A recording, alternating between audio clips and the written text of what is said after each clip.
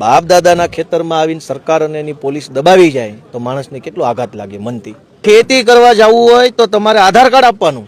કોઈ નેતાનું ગાંધીનગરમાં કાંઈ ઉપજતું નથી. સાડીઓ છે, ઊભો છે, પણ પક્ષી આવીને બેઠું એમ કે હાલે નીકળે એમ કે આ સાડિયા છે. તમે સત્તા પક્ષના જાઓ સીધા ગાંધીનગર હાકળ ખખડાવો છે કોઈ કે નીકળો વેતીના પણ આય છે ને આવ્યા કે ઉપર વાળા છે કાઢી મૂકે એમ છે. ત્યાં જાવ તો આબરૂ વગર ના થાય કે દોડ્યા છે ને આવો છો આવું ને આવું લઈને. હવે ભાજપના કોઈ પણ નેતા હોય ભલે એનું કાંઈ ઉપર વજન પડે ન પડે 2 નંબરનો મુદ્દો, હૂંફ આપવાની ફરજ ખરી કે નહીં? કાણે જવાનું શું છે? હૂંફ મરેલો માણા પાછો નથી આવતો પણ હૂંફ દેવા જવું પડે ને. એ માણાનો વ્યવહાર કહેવાય કે પીડા આવે દુઃખ આવે ત્યારે હૂંફ આપવા જવું એ માણાની નાયતનું કામ છે. જે માણસ નાયતમાં હોય ને એને હૂંફ આપવા જવું જ પડે. પણ જે માણસ નાયતમાં ન રહ્યા હોય ને બહુ મહાપુરુષ બની ગયા હોય તો કલેક્ટર, સરકાર, મંત્રી, ધારાસભ્ય, કંપની બધાએ ભેગા કરીને ષડયંત્ર બનાવ્યું, પ્લાન બનાવ્યો કે પહેલા કલેક્ટર આને બિનપિયત જાહેર કરશે, કંપની અહીંયા મળી આવશે, મંત્રી આને મળી આવશે ને હવે પછી બધું લઈને આવ્યા. મિત્રો, પાછલા ઘણા સમયથી મોરબી અને સુરેન્દ્રનગર જિલ્લામાં પાવર લાઇનનું જે કામગીરી ચાલે છે ને એનો ખેડૂતો જે છે એ વિરોધ કરી રહ્યા છે. પરંતુ ખેડૂતોનો વિરોધ જે છે એ ટૂંકો પડી રહ્યો છે, કારણ કે પોલીસને આગળ કરવામાં આવી રહી છે. ખેડૂતોને પોતાના ખેતરે પણ જે છે જવા દેવામાં આવતા નથી. આજે ગોપાલભાઈ અહીંયા કોંઢ ગામે આવ્યા છે તો આજે કામ બંધ છે. તેની સાથે બાજુનું સાપકડા ગામ છે, મોરબી જિલ્લો છે, ત્યાં પણ કામગીરી બંધ છે. ગોપાલભાઈ, તમે આજે ખેડૂતોની મુલાકાત લીધી, તેની સાથે ખેડૂતોના ખેતરમાં જે ખાડા ખોદવાની કામગીરી જે કંપની દ્વારા કરવામાં આવી છે એ પણ જોઈ, ખેડૂતોને પણ મળ્યા, એમની સાથે વાત પણ કરી. આ બધાને મળીને શું લાગ્યું તમને? બહુ દુઃખ લાગ્યું. ખેડૂતોને આટલી હદે સતાવવામાં આવે, દુઃખી કરવામાં આવે, દબાવવામાં આવે એ તો દુઃખની વાત છે. આપણે આપણા દેશમાં રહીએ છીએ, આ દેશમાં આપણી 5-50 પેઢીઓ ત્યાં રહીએ છીએ અને આપણા દેશની સરકાર, આપણા દેશની પોલીસ ને આપણા દેશની કંપની આપણને દબાવી જાય આપણા બાપ દાદાના ખેતરમાં આવીને તો દુઃખ તો કેવું લાગે. અને આપણે કંઈ ખોટું કરતા પકડાણા નથી. આ કોઈ ખેડૂતો છે કોઈ કંઈ ગેરકાયદેસરનું કામ કરતું કોઈ પકડાણું નથી. બાપ દાદાના ખેતરમાં આવીને સરકાર અને એની પોલીસ દબાવી જાય તો માણસને કેટલો આઘાત લાગે મનથી. પૈસા અને વળતર નહીં તો કાગળિયા તો પછી નહીં, પહેલા તો દુઃખ થાય ને. તમારા ઘરે આવીને તમને 4 શબ્દ કહી જાવ શું થાય? તો ખેડૂતના ખેતરમાં આવીને પોલીસ, સરકાર, કંપની દબાવી જાય છે. ખેતરે જવા નથી દેતા. ખેતરે જવું હોય ખેતી કરવા તો તમારા ખેતરના શેઢે ઝાપા ઉપર પોલીસ હોય અને તમને ચેક કરે. પછી એમ કે કોંઢ ગામના ગોપાલભાઈ છે તો જ જવા દે, હાથ બાર ચેક કરીને લે. ખેતી કરવા જવું હોય તો તમારે આધાર કાર્ડ આપવાનું. તો આ તો અંગ્રેજોના ટાઈમમાં આવું નહોતું. ક્યાંય ઇતિહાસમાં એવું નથી કે અંગ્રેજો હતા ત્યારે વાડીએ જવું હોય તો હાથ બાર બતાવવી પડતી, આધાર કાર્ડ આપવા પડતી. તેથી એમ નામ જવાતું હતું. દેશ આઝાદ થયો પછી આ સરકાર આવીને હવે વાડીએ જવું હોય તો આધાર કાર્ડ બતાવવું પડે. ગોપાલભાઈ, સ્થાનિક સ્વરાજ્યની ચૂંટણી હમણાં જ ગઈ, એમાં હળવદે આવી ગયું ધાંગધ્રા, કારણ કે વિધાનસભા બંને એક છે. તો આજ વિધાનસભામાં સત્તા પક્ષને એટલે કે ભાજપને બહુમતી મળી, ત્યારે આજ બધા ખેડૂતો પાસે જે ચૂંટાયેલા અત્યારે જે પ્રતિનિધિઓ છે ગયા હતા કે ભાઈ નાનું મોટું કંઈ પણ કામ હોય તો અડધી રાતે અમે બેઠા છીએ, તો એ અત્યારે અહીંયા ઉપયોગમાં નથી આવતા, એમનો અવાજ નથી સાંભળતા, એટલા માટે થઈને વિસાવદરથી છે કે તમારે અહીંયા કોંઢ સુધી આવવું પડે છે. જો તમે એક વાત મેહુલભાઈ સમજો, તમે બધું જાણો છો પણ તમે ન બોલી શકો. કોઈ નેતાનું ગાંધીનગરમાં કાંઈ ઉપજતું નથી. હાવ એટલે હાવ આપણે ઓઠા. અમારા ભાવનગરમાં સાડિયા જેવું કામ છે. સાડીઓ છે, ઊભો છે, પણ પક્ષી આવીને બેઠું એમ કે હાલે નીકળે એમ કે આ સાડિયા છે.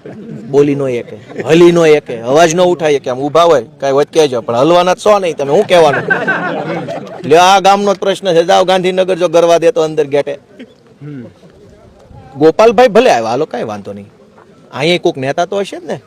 કોઈક તાલુકા સભ્ય હશે, કોઈક જિલ્લા સભ્ય હશે, કોઈક તાલુકા પંચાયતના સભ્ય હશે, કોઈક તાલુકા પ્રમુખ હશે, કોઈ ધારાસભ્ય, સાંસદ સભ્ય, કોઈ આજી માજી હશે. સાંભળો, નેતા તો જથ્થાબંધ છે.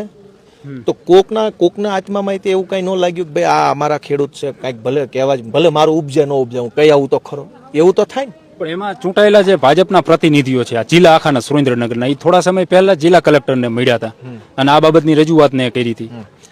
જો તમે સત્તાવાળી પાર્ટીના હોવ ને અને ચૂંટણીમાં આવો ને ત્યારે એમ કહો છો ડબલ એન્જિનની સરકાર છે. મુદ્દો આવે ત્યારે કલેક્ટર પાસે હું કામ જાવ? તમારે એન્જિન પાસે જાવ કેમ ને? દાજી જાવ છો એન્જિન પાસે? ગરમી પકડી જાય એન્જિન. કલેક્ટરને મારે મળવાનું હોય. હું વિરોધ પક્ષનો ધારાસભ્ય છું, હું મળું, હું કલેક્ટર એસપી ને મળું તો વ્યવહારિક છે. તમે સત્તા પક્ષના જાઓ સીધા ગાંધીનગર હાકળ ખખડાવો છે કોઈ કે નીકળો વેતીના પણ આય છે ને આવ્યા. સત્તા પક્ષનો ધારાસભ્ય કોને મળે? કલેક્ટરને કે મંત્રીને? મંત્રીને. હવે ઈ કલેક્ટરને મળશે એનો અર્થ શું થયો?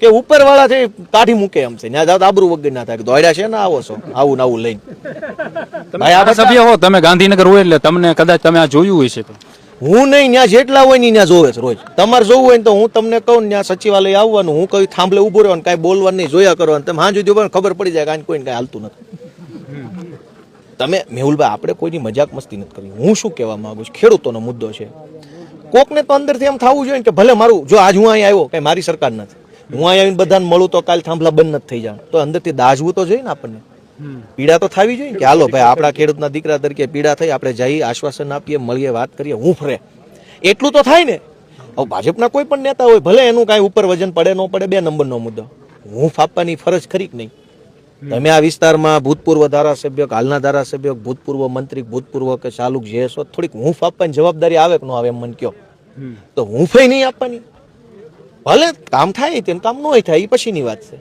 કાંઈ તમે ગામને પૂછો કોઈ હૂંફ આપવા આવ્યું હૂંફમાંથી માણા ગયો એની પાસે કામની ક્યાં વાત રાખી હવે આપણે આ કાણે જ આવી છીએ કાણે જવાનું શું છે હૂંફ મરેલો માણા પાછો ન આવતો પણ હૂંફ દેવા જવું પડે ને એ માણાનો વ્યવહાર કહેવાય કે પીડા આવે દુઃખ આવે ત્યારે હૂંફ આપવા જવું એ માણાની નાયતનું કામ છે જે માણસ નાયતમાં હોય ને એને હૂંફ આપવા જવું જ પડે પણ જે માણસ નાયતમાં ન રહ્યા હોય ને બહુ મહાપુરુષ બની ગયા હોય તો આપણે સાદા પુરુષ છીએ એટલે આપણે હૂંફ આપવી પડે આપણે હૂંફ લેવી પડે આપણે એકબીજાની જરૂર પડે એ બધા મહાપુરુષો છે એનો જરૂર પડે તમે આ વાત કરી તેની સાથે ગામ લોકો પાસેથી પણ અમને માહિતી મળી ગામમાં 65,000 વીઘા જેટલી જગ્યા છે અને બધી પિયત છે 5,000 જેટલા તો બોર છે ગામ લોકો કહી રહ્યા છે કલેક્ટર હાલ જે અત્યારે જેલમાં છે એ કલેક્ટર બિન ખેતી કરીને વહી ગયા છે આમાં બલેક્ટરનો તો પછીનો વિષય છે મૂળ મુદ્દો શું છે કે કંપનીને અહીંયા થાંભલા નાખવા છે એ તો કંપનીને 2-4 વર્ષ પહેલા ખબર હશે કાંઈ એવું તો નથી ગઈકાલ નક્કી થયું ને આજ નાખવા આવ્યા આગોતરું આયોજન હશે ને આયોજનબદ્ધ રીતે ષડયંત્ર કરીને અંગ્રેજીમાં ઓર્ગેનાઇઝડ વેમાં કલેક્ટર સરકાર મંત્રી ધારાસભ્ય કંપની બધાએ ભેગા કરીને ષડયંત્ર બનાવ્યું પ્લાન બનાવ્યો કે પહેલા કલેક્ટર આને બિનપિયત જાહેર કરશે કંપની અહીંયા મળી આવશે મંત્રી આને મળી આવશે ને હવે પછી બધું લઈને આવ્યા અચાનક કાંઈ ન થયું હોય પિયત જમીન હોય તો એનો ભાવ વધારે ચૂકવવો પડે બિનપિયત હોય તો એમ કે ભાઈ આ ઓછી ઉપજાઉ જમીન છે એટલે આનો ભાવ ઓછો આવે આયોજનમાં બધા ભેગા છે જે ભેગો ન હોય એ અવાજ ઉઠાવે બીજી તમે એક વાત કરી કે વળતર શેનું હોય હા તો આ તો જે આપણે કોઈને ભાડે આપી તો એનું વળતર હોય આ તો કંપની કાયમની માટે એના વીજપોલ રાખવાના છે કોરિડોર નીકળવાનો છે એ તમે વાત મહત્વની કરી ખેડૂતો વચ્ચે આમાં વીજળીના થાંભલામાં મેહુલભાઈ સમજવા જેવો મુદ્દો છે આ કેમ કે આ નવો વિષય છે સમાજમાં પહેલી વખત આ બધું છેલ્લા 10 વર્ષથી આવ્યું પહેલા આવું હતું જ નહીં કાંઈ સોલાર નહીં થાંભલા નહીં કાંઈ નહોતું એટલે આવો કોઈ સરકારમાં સમાજમાં ખેડૂતો વિષય નહોતો આ વિષય હમણાંથી ઊભો થયો છે તો હવે નવો વિષય બન્યો છે તેનું સોલ્યુશન લાવવા માટેની જવાબદારી બધાની છે અધિકારીઓની નેતાઓની અને સમાજના આગેવાનો બધા ભેગા મળીને આનો રસ્તો કાઢવો પડે હવે અત્યારે વળતર ચૂકવવાની જે વાત આવે એ વળતર પહેલા તો કયા કાયદા હેઠળ ચૂકવાય છે એ ખબર છે ઇન્ડિયન ટેલિગ્રાફ એક્ટ 1885 1885 માં અંગ્રેજોએ જે કાયદો બનાવ્યો તો એ